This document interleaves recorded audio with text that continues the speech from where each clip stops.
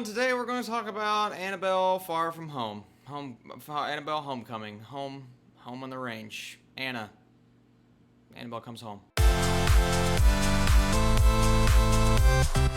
What is up, Flick fans, and welcome back to my channel. We have another entry in the Conjuring universe. I feel like we get these every 6 months, and today we're talking about Annabelle Comes Home. I need your comments down below, and let me know what you thought about this movie. By the way, I may be reviewing Spider-Man Far From Home this Thursday as opposed to next week like originally planned. Don't know 100%, but stay tuned.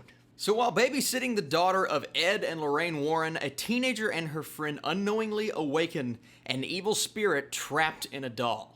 You're gonna tell me what one of these girls does in this movie is unknowingly?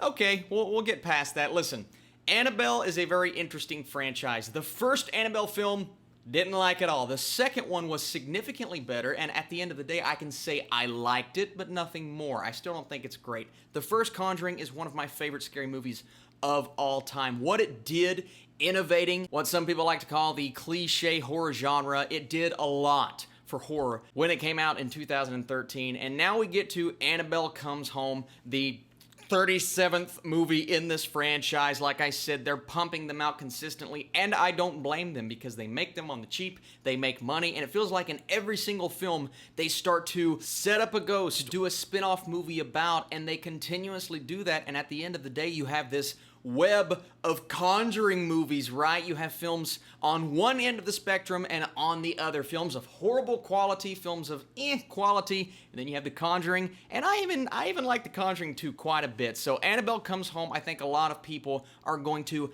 have a bit of fun with this movie. I think some people are going to walk out having been scared because the jump scares are present in this film. But if you guys know anything about me, I'm not a fan of jump scares unless they're executed properly, unless they're set up in the right way, unless there's tension built prior to those jump scares, and if they're not predictable. Take everything I just said, judge this movie based off of that, and that is the reason why I think Annabelle Comes Home falls flat. It starts to become completely predictable, a by-the-numbers horror film. This feels like a scary movie that we should have gotten 10 years ago. We should have gotten this right before The Conjuring hit, because when The Conjuring hit, that should have changed the game for the better, as opposed to spinning off these movies that are just incompetent compared to that. And I'm not saying this movie is completely horrible, because there are saving graces within the cast and certain character designs. And there are elements of this film that I think people are going to enjoy. And like I said, I should have used the term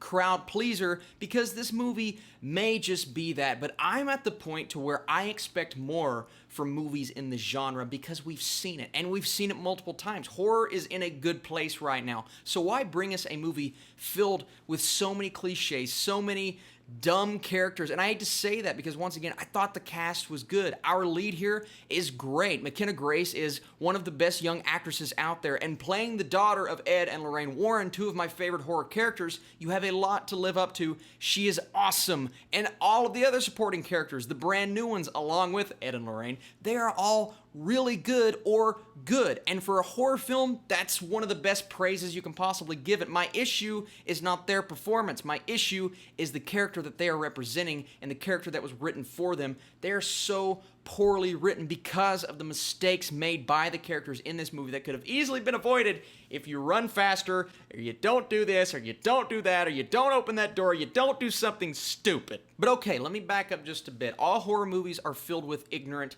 characters that make dumb decisions, and I have really enjoyed certain horror films that do that and make that mistake. What else makes this movie another conventional horror film? Well, the camera angles, the shots, the atmosphere, anything that had to do with achieving the sense of tone, it did not work for me. It fell flat because this movie just doesn't have a specific style or something that sets it apart from the other movies in the Conjuring universe. James Wan, what he did with the first and the second Conjuring movie, building the atmosphere from the beginning and just giving you this haunting feeling, and what I call the creepiness factor just taking over your body as you're watching the movie. He does that to perfection in his films, and even though he's a producer on this movie, he didn't really have a hand in telling the story. He didn't really have a hand in directing this film. The directing, the look of the movie is fine, but I got so bored of the camera angles and the repetitive style of this film. They're gonna zoom into Annabelle, they're gonna zoom back out. I can't tell you how many times they just slow zoomed into Annabelle or slow zoomed out of Annabelle because they think that is what's going to scare us. We've seen Annabelle before, we've seen her 1,000 times.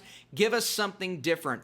Scare us, or even jump scare us. And I don't like jump scares because they're lazy, but you can do that if you execute it properly. But every jump scare was just the same thing. It's a character walking in a room or walking through a hallway. It just felt like a combination of scenes that were all the same thing. Are they gonna jump scare us right now? 3, 2, 1, and boom! Every time. And then every time they build up to a jump scare, but you know in the back of your mind, okay, this is not really gonna be a jump scare, it's gonna be somebody showing up to the door.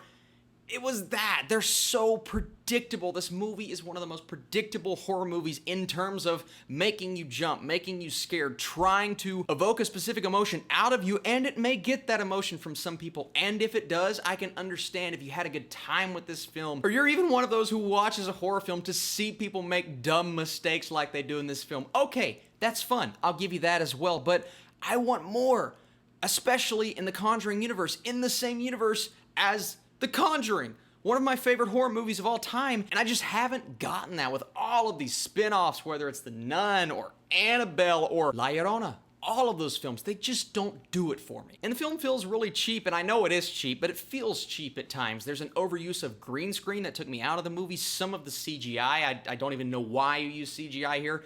Go the practical effect route, but they use CGI, and when they do that, it doesn't work. It's not scary at all, and while I really did enjoy some of the character designs, there are some very creepy things in here that they're clearly building up just to spin off. All right, we're going to put this in here. It has nothing to do with the plot, but we want to make a movie about this eventually, so you get a spin-off, and you get a spin-off, and you get a spin-off, you get a spin-off. Spin-offs for everyone. And I won't lie, there's like a 15 to 20 minute chunk of a really good movie in here. It was really exciting. When things go down, they go down. The issue is, it takes like an hour and 15 minutes to get there, and prior to that was just a lot of walking and a lot of seeing things that don't really belong. It was built up to be this haunted house in the Warrens' basement. What would happen if all of these things came to life? And that does happen, but then it's over just like that. And there are so many storylines in there. It's like, why'd you throw this in there? Why are you wasting time building up that character when we just don't care as much? And then there's one storyline, something happens, and they just never mention it or talk about it again. I at least thought they would tease it at the end, and they didn't. It's just like they forgot. And I'm not saying you have to completely agree with me. Like I said, there is fun to be had, but I was very underwhelmed with this movie, and I had some anticipation going in because I've been hearing some good things. It just didn't work for me, and I'm gonna go 42% for Annabelle Comes Home. Like I said, just didn't work for me. Really enjoyed the cast, though. This cast of characters, I hope to see all of them in more things because they were thoroughly entertaining. It's just the movie around them, the shell, didn't work as well as I needed it to. Thank you guys so much for watching this video. Like I said, be on the lookout tomorrow. Well, actually, tomorrow will be my Conjuring tier list. That video is coming out, but then Thursday, we might be reviewing Spider-Man Far From Home. You guys are the best. Thank you so much for watching this video, and I'll see you very soon.